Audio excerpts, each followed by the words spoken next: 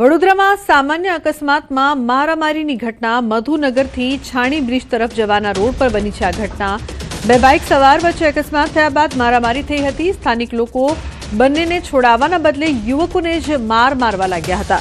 તો સ્થાનિક લોકોએ બંને યુવકોને ઢોર માર માર્યો. ઘટનાનો આ વિડીયો સોશિયલ મીડિયામાં વાયરલ થયો છે. લોકોને પોલીસનો ડર જ નથી તેવો માહોલ વડોદરામાં ઊભો થયો છે. તો બે બાઇક સવાર વચ્ચે અકસ્માત બાદ મારામારી, પરંતુ સ્થાનિકોએ તેમને છોડાવવાની જગ્યાએ બંને યુવકોને ઢોર મારવાનું શરૂ કર્યું.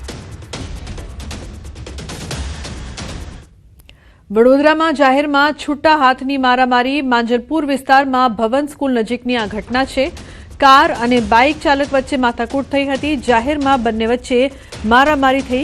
કાર ચાલકના પણ કપડાં ફાટી ગયા. મારામારીનો વિડીયો વાયરલ થઈ રહ્યો છે. તો વડોદરામાં કાર અને બાઇક ચાલક વચ્ચે માથાકૂટ થઈ, જાહેરમાં મારામારી થઈ, જેનો વિડીયો સામે આવ્યો છે. વિડીયો હાલ વાયરલ થઈ રહ્યો છે. માંજલપુરમાં ભવન સ્કૂલ નજીકની આ સમગ્ર ઘટના છે. તો કાર અને બાઇક ચાલક વચ્ચે માથાકૂટ થઈ, જે બાદ મારામારી થઈ હતી. ઉલ્લેખનીય છે કે મારામારીની આ ઘટના છે તેનો વિડીયો હાલ વાયરલ થઈ રહ્યો છે. તો વડોદરામાં વધતી આ પ્રકારની ઘટના જોવા મળી રહી છે. બીજી તરફ વડોદરા શહેરના તસ્કરોએ વધુ એક મંદિરને નિશાન બનાવ્યું છે. આજવા રોડ પર આવેલા ઇન્દ્રેશ્વર મહાદેવ મંદિરમાં અજાણ્યા ચોરોએ ગર્ભગૃહમાં પ્રવેશ કરી ચોરીને અંજામ આપ્યો. તસ્કરો ચાંદીનું મોટું અને નાનું છત્ર તેમજ ભગવાનના આભૂષણો ચોરીને લઈ ગયા. ઉપરાંત દાનપેટીમાં રહેલી રોકડ રકમ સહિત કુલ અંદાજે 45,000થી વધુની ચોરી થઈ હોવાનું સામે આવ્યું. આ સમગ્ર ઘટના સીસીટીવી કેમેરામાં કેદ થઈ અને પોલીસે અજાણ્યા તસ્કરો સામે ગુનો નોંધીને તપાસ શરૂ કરી.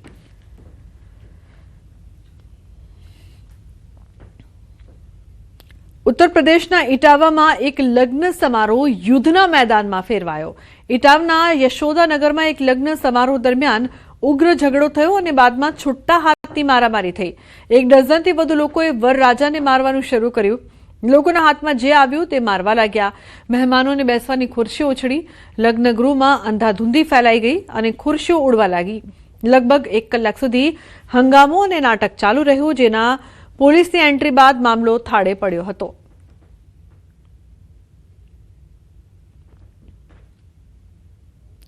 કાનપુરમાં જાહેરમાં જોવા જેવી થઈ. એક મહિલાએ છેતરપિંડીના આરોપીની કારને રોકીને તેની જાહેરમાં ધોલાઈ કરી નાખી.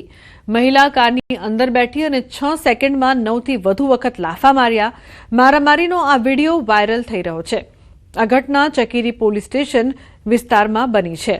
ઉલ્લેખનીય છે કે જાહેરમાં જોવા જેવી થઈ હતી. મહિલાએ આ છેતરપિંડી કરનાર આરોપીને માર્યો હતો. તો 6 સેકન્ડમાં 9થી વધુ લાફા મારવામાં આવ્યા.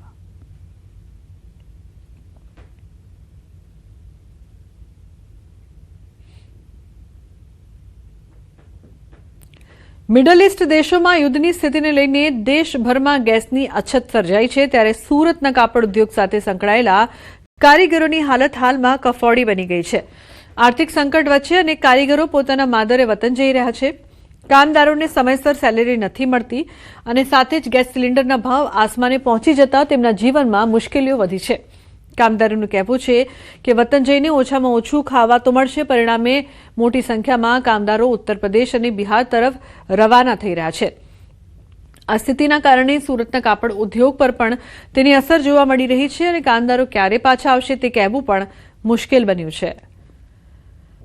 ઈરાન અને ઇઝરાયલના યુદ્ધ જેવી સ્થિતિને લઈને દેશભરમાં ગેસની અછત ઊભી થઈ છે. ત્યારે ગુજરાતનું આર્થિક પાટનગર સુરત કહેવામાં આવે છે અને સુરતના ઉદ્યોગો ગેસ ઉપર ચાલતા છે, જેને લઈને હવે ગેસની સમસ્યા ઊભી થતાં લોકોના રોજગાર બંધ થવા માંડ્યા છે અને લોકો વતન તરફ નીકળી રહ્યા છે. કારણ કે સુરતમાં સૌથી વધારે ઉત્તર પ્રદેશ અને બિહારના લોકો રોજીરોટીની તલાશમાં આવ્યા છે. ઘણા બધા મિત્રો જ આપણે સીધા વાત કરીએ. क्या नाम है भैया आपका? संदीप कुमार द्विवेदी। संदीप भाई, गाँव जा रहे क्यों? गांव जा रहे हैं, 400 दिहाड़ी है, 400 500 600 का गैस मिल रहा है, फिर हम खाएंगे क्या और घर पे क्या भेजेंगे? उल्टा 200 घर से ही मंगा के गैस भराना पड़ेगा. 1 लीटर गैस डालना है तो 600 रुपये लगेंगे. 400 तो मेरी दिहाड़ी है, तो फिर हम 1 लीटर कैसे भराएंगे? 200 घर से मंगाना पड़ेगा ना. तो वो 600 में गैस भराने की जगह घर जाने की सोच रहा हूँ.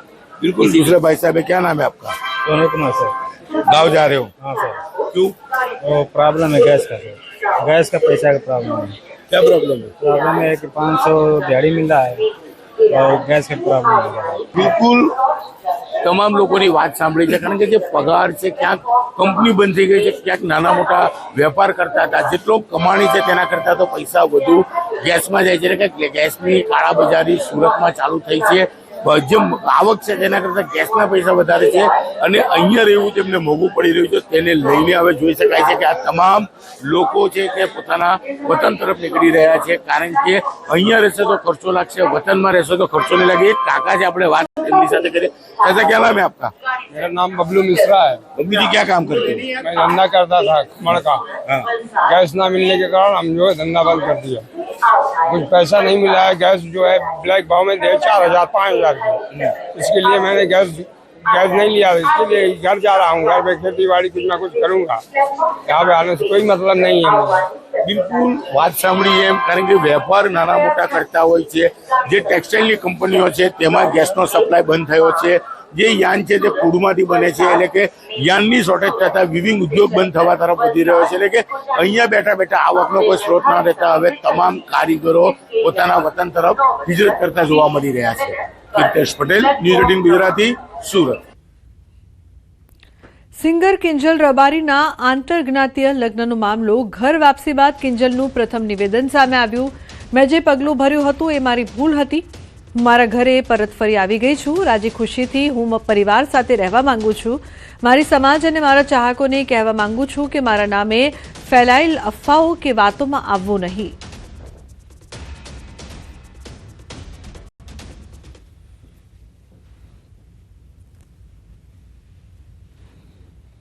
મેં જે પગલું ભર્યું હતું એ ભૂલીને હું પરત મારા ઘરનો સંપર્ક કરીને મારા ઘરે પરત આવી ગઈ છું અને રાજી ખુશી મારા પરિવાર સાથે રહેવા માંગુ છું.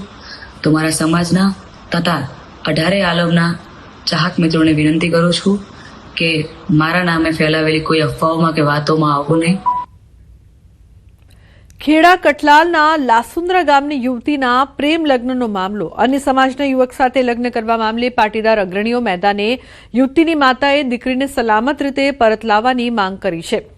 એસપીજીના સદસ્ય મિતેશ પટેલનું સમગ્ર મામલે નિવેદન સામે આવ્યું છે. પાટીદાર સમાજની દીકરી પરત આપો.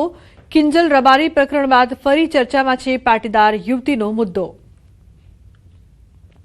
આજે જે દીકરી પાટીદાર સમાજની ભાગીને લગ્ન કર્યા છે એના મા બાપની આ લગ્નમાં કોઈ મંજૂરી છે જ નહીં. એ એવું જ કહે છે કે અમારી દીકરી અમને પાછી આપો. તમે જેમ તમારી દીકરી કિંજલ રબારીને પાછી લાવ્યા એ રીતે અમારા સમાજની દીકરી તમારા સમાજમાં દીકરો લઈને ગયો છે તો પાછી આપો. બિહારના બેતિયાના સુપ્રિયા સિનેમા રોડ પર એક મોટો માર્ગ અકસ્માત થયો હતો.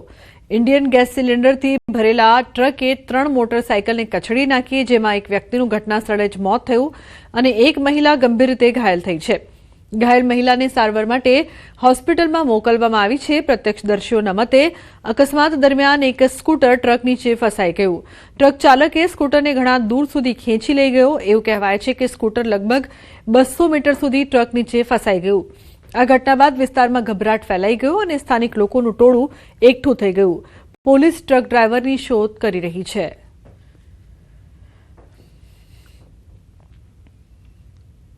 હરિયાણાના નુહમાં દિલ્હી મુંબઈ એક્સપ્રેસ વે પર સેલ્ફી લેતી વખતે એક વિદ્યાર્થીનું દુઃખદ મૃત્યુ થયું છે. આ ઘટના બાદ પરિવારમાં શોકનો માહોલ છે. મુહીન 12મા ધોરણનો વિદ્યાર્થી હતો અને ફિરોઝપુર ઝિરકામાં બોર્ડની પરીક્ષા આપીને ઘરે પરત ફરી રહ્યો હતો. ઘરે પાછા ફરવાને બદલે તે અને 3 મિત્રો ફિરોઝપુર ઝિરકાના માહુન ગામ નજીક દિલ્હી મુંબઈ એક્સપ્રેસ વે પર પહોંચ્યા. 4 મિત્રો એક્સપ્રેસ વેની બાજુમાં ઊભા રહ્યા અને તેમના મોબાઈલ ફોનથી સેલ્ફી લેવા લાગ્યા. એક ઝડપી પિકઅપ ટ્રકે મુહીનને ટક્કર મારી. ટક્કર એટલી ગંભીર હતી કે મુહીન રસ્તા પર પડી ગયો. તેને ગંભીર ઈજાઓ થઈ. ઘટના સ્થળે હાજર લોકોએ તાત્કાલિક તેને બચાવવાનો પ્રયાસ કર્યો, પરંતુ રસ્તામાં જ તેનું મોત નીપજ્યું હતું. તો આ સમગ્ર ઘટનાના દ્રશ્યો પણ સામે આવ્યા છે. ટેમ્પોએ વિદ્યાર્થીને ઉડાવ્યો.